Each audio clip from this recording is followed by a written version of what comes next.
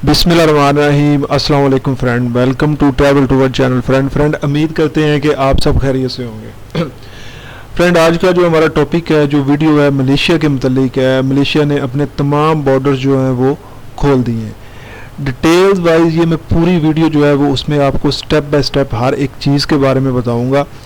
उनके लिए भी बताऊँगा जिनके जो छुट्टी पे आए थे कोरोना के दरमियान पाकिस्तान में और उनके वर्क परमिट जो थे एक्सपायर हो गए थे, और बाकी जो न्यू विजिट वीज़े पे जाना चाहते हैं उनके मुतालिक भी बताऊंगा, और साथ में जो न्यू कॉलिंग पे जाना चाहते हैं उनके मुतालिक भी बताऊंगा।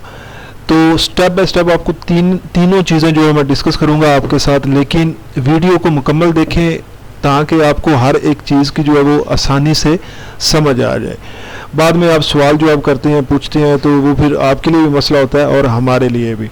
सबसे पहले जो मैं आपके साथ डिस्कस करता हूँ, जो सबसे पहले आपके साथ बात शेयर करता हूँ, वो ये है कि वो बंदे जो कि कोरोना के दरमियान पाकिस्तान आए थे और उनके पास वर्क वीज़े थे और वो अब दोबारा मलेशिया जाना चाहते हैं, उनके वर्क परमिट जो थे वो यहाँ पे एक्सपायर हो गए थे, तो वो दोबारा वापस जा सकते हैं और किस तरह जा सकते हैं वो मैं पहले आपके साथ डिस्कस करूँगा। इसमें सबसे पहले जो बंदे यानी कि पिछले साल जब से कोरोना आया है और आज तक जिनके वर्क परमिट एक्सपायर हो चुके हैं वो किस तरह वापस जा सकते हैं और उनके वर्क परमिट रिन्यूअल किस तरह हो सकते हैं।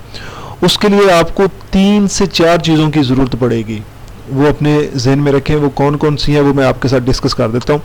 सबसे पहले आप लोगों ने इस तरह करना है कि आपका जो बॉस है, जिस कंपनी का वीज़ा है, चाहे आपने वो किसी एजेंट के ज़रिए लगवाया या आपने डायरेक्ट बॉस के थ्रू लगवाया था, आप अगर बॉस को जानते हैं तो वेल एंड गुड, अगर आप नहीं जाते तो फिर ये है कि आपने जिस एजेंट के थ्रू लगवाया, ज़रिए लगवाया, उससे बात करें, ठीक है।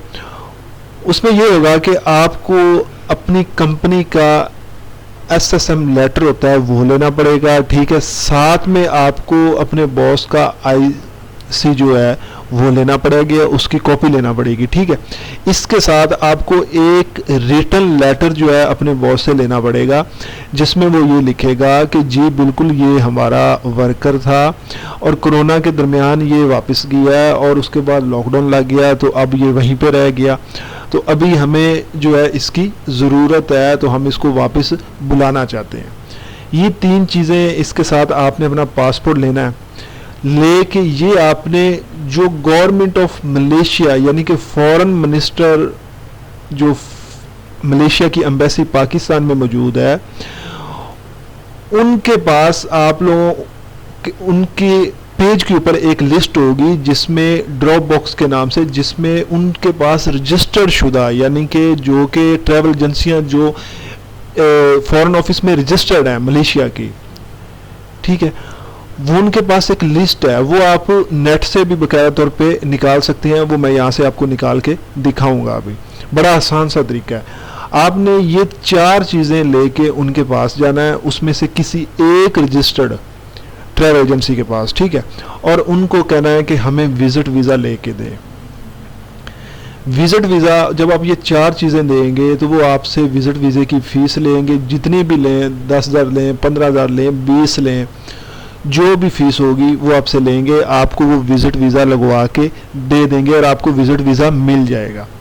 ये विज़िट वीज़ा लेके आपने चुप करके टिकट करवानी है, अपनी टिकट करवा के रिटर्न टिकट करवानी है। आपने रिटर्न टिकट करवा के आप लोगों ने चले जाना है पाकिस्तानी एयरपोर्ट पे, वहाँ से आपने अपनी क्लियरेंस करवाने के बाद आपने मलेशिया चले जाना। जब आप मलेशिया एयरपोर्ट पे उतरेंगे तो वो आपसे पूछताछ करेंगे, तो आपने उनको वो डॉक्यूमेंट्स दिखाने हैं जिसमें बॉस का IC होगा की कॉपी होगी, साथ में आपके पास जो है वो एक रिटन लेटर होगा जो बॉस आपको देगा वो वाला।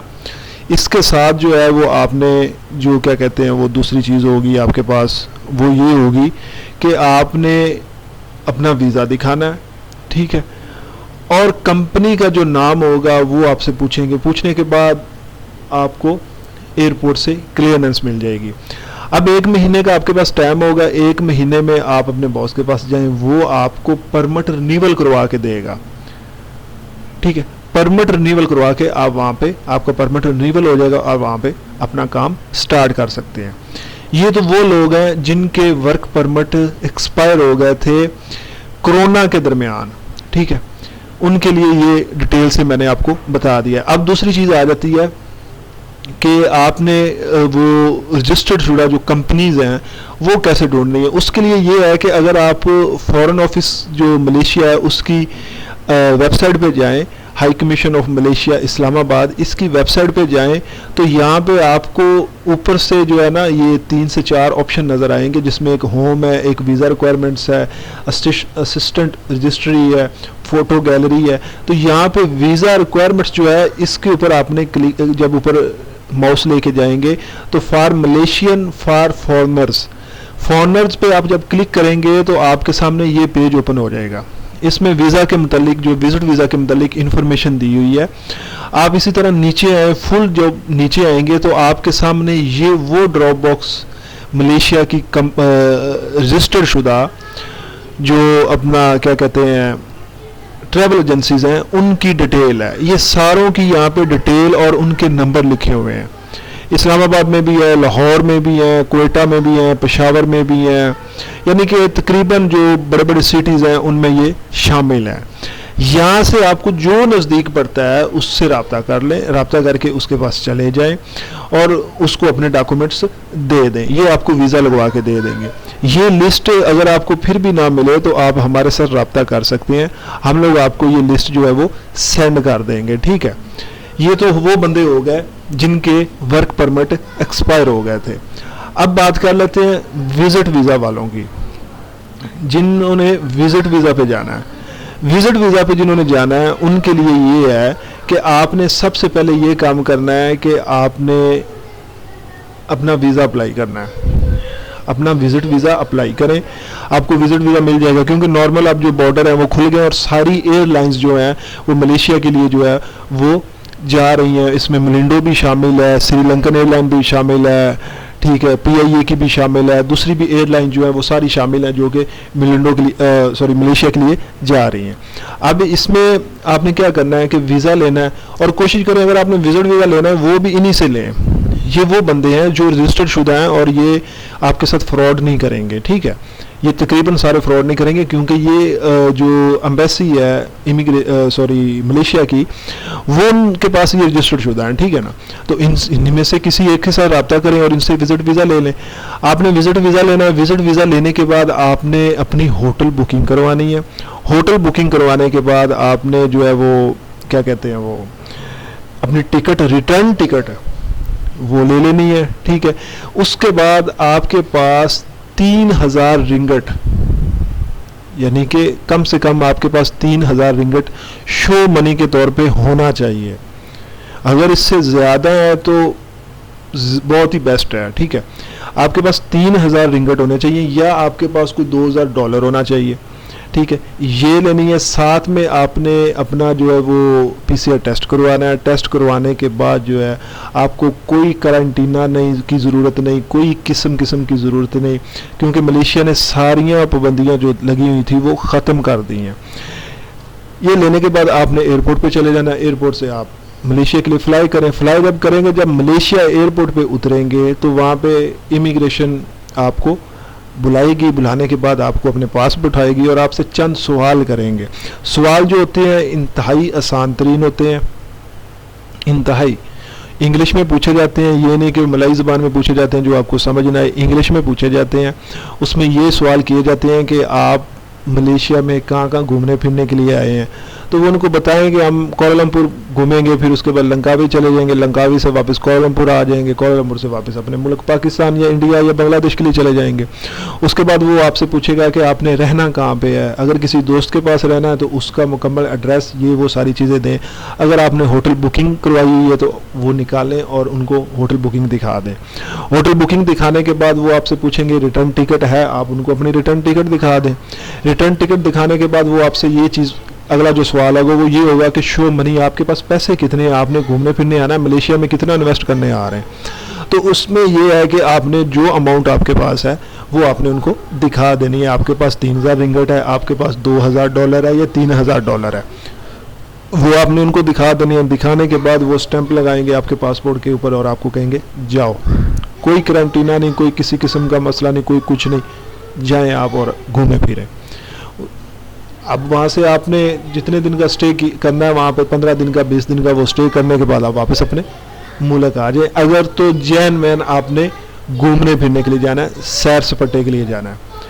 अब आ जाती है वो जिन्होंने विजिट पे जाना है और वहाँ पे जाके छुप जाना है।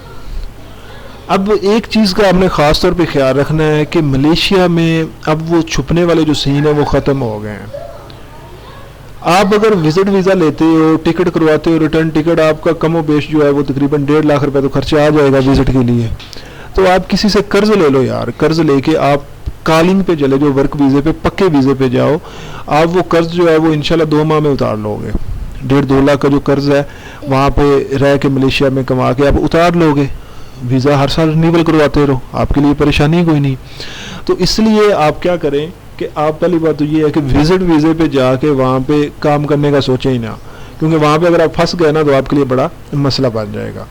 दूसरी चीज़ आ जाती है कि विजिटर जो होता है वो बेसिकली बिज़नेस के लिए, हाँ अगर आपने बिज़नेस करना है, आपके पास पैसा है, ठीक है, कोई 10-15 करोड़ रुपए है और पाकिस्तान में आप काम नहीं करना चाह रहे, आप कह रहे हैं कि मलेशिया में चलें या किसी और कंट्री में जाएं, तो मलेशिया बिज़नेस के लिए अच्छा पॉइंट है। लेकिन उसके लिए ये है कि आप विजिट वीज़ा लें, वहाँ पे घूमे फिरें, घूमने फिरने के बाद जो है वहाँ से लोगों से पूछने के बाद वहाँ पे अपनी कंपनी ओपन करें, कारोबार स्टार्ट कर लें, कोई इतना बड़ा इशू नहीं है, अच्छा प्रॉफिट आएगा आपको, कंट्री भी अच्छी है।